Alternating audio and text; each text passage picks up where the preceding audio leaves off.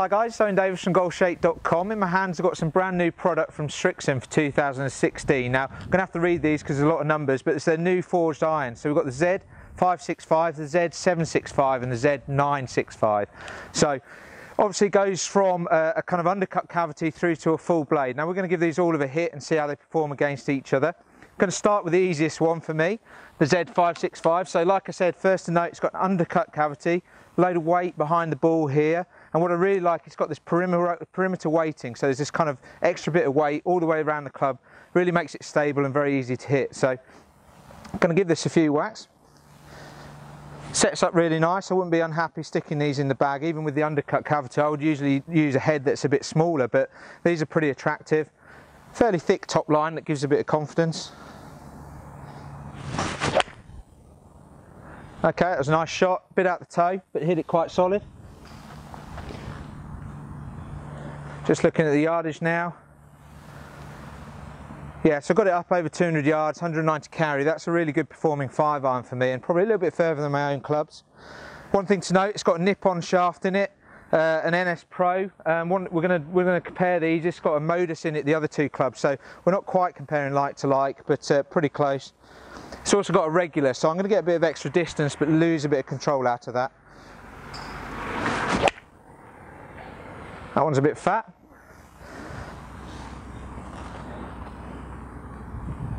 See what the numbers are. Actually hasn't picked that one up, so let's give this another go. One thing to note as well, it's got this kind of satiny finish, this kind of brushed chrome. It looks really attractive. Okay, it's really actually quite easy to hit. That one's got a nice high ball flight. Looking at the yardage and numbers again. Yeah, pretty consistent at 200 yards there.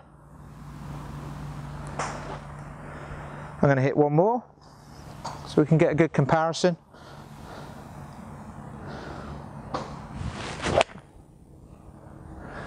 Okay, it's noticeable I'm getting a bit of a higher ball flight than my own irons, and that will be this kind of greater amount of weight in this undercut cavity moving the weight back.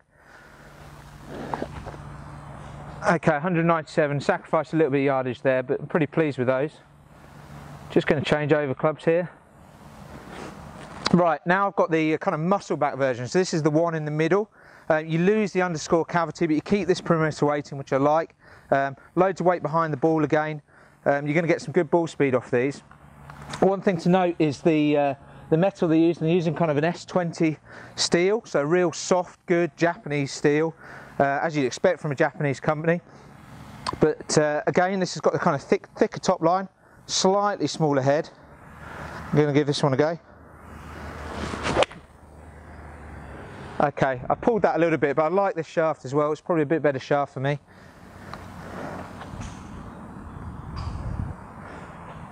Look at the yardage here. I'm still up on the yardage, which I'm quite surprised about. I'd kind of expect, as I went down to the muscle back, to lose a bit of yardage, but actually I'm still up there. Let's hit another one and see if we can continue that.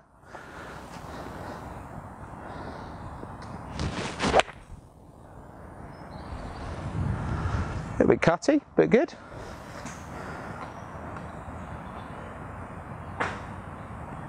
Looking at the yardage. Okay, I'm a little bit down there. So generally, as you move through the set and you move through from kind of cavity backs through to bladed irons, you're gonna gain a lot of feel. You're gonna gain a lot of ability to move the ball left and right, work the ball up and down. But you're gonna lose that distance and consistency, and that's what I expect to see through here. And that one was a bit of a telltale sign of that. Let's give it one more hit.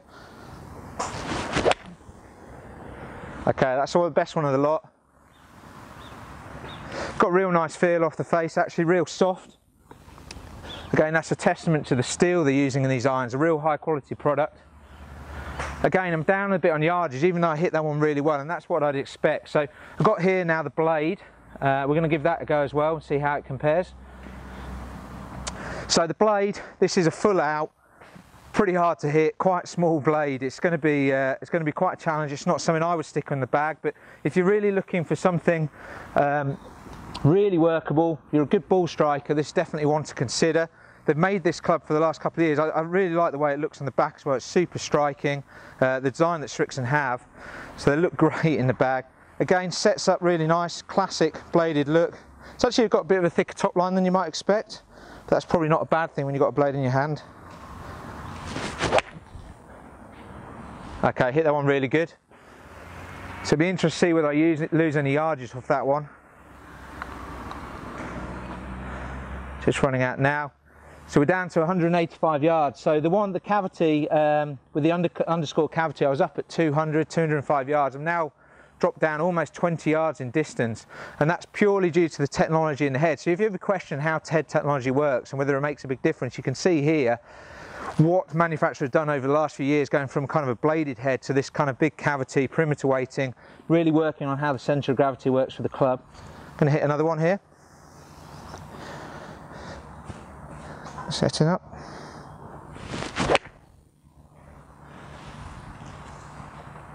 Love these, they're really nice. Coming off really nice, love the feel. But again, I'm no doubt using large, yeah, I'm down at 186 yards, so I've lost a lot of yardage. One other thing they've done, Srixon, with these irons, and this is the same with all of them, they put this VSoul into them. This has come from their kind of sister company, Cleveland, the technology they've used and then what they've looked at over the years, and all the testing they've done have hit hundreds and hundreds and thousands of balls with their wedges and looked at turf interaction. Now you'll see these, it's almost got a V on the bottom, and that basically improves the turf interaction. So that's another key bit of technology for them in 2016. One last bit they've done is, well, they've increased the groove size by 5%. So you've got a bit more spin on the ball, a bit more control, so when you're hitting into the green, you're going to get a bit more drop and stop. Let's give this one last whack. Okay, I pulled that a bit. Still a good strike though. Just looking at the numbers running out.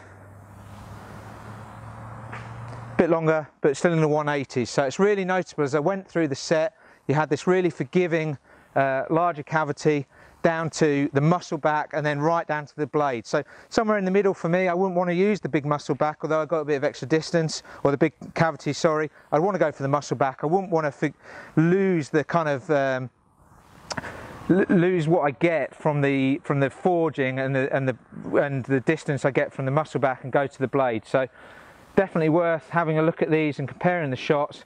Get down your local pro shop. If you get to hit all three in one go and you're looking for a forged iron, it's really worth considering that distance loss as compared to the amount of forging and the amount of feel and forgiveness you get. So guys, we'd love to hear your thoughts on these. A great looking iron from Srixon, some good new technology in there. Don't forget to comment below, and we'll see you next time.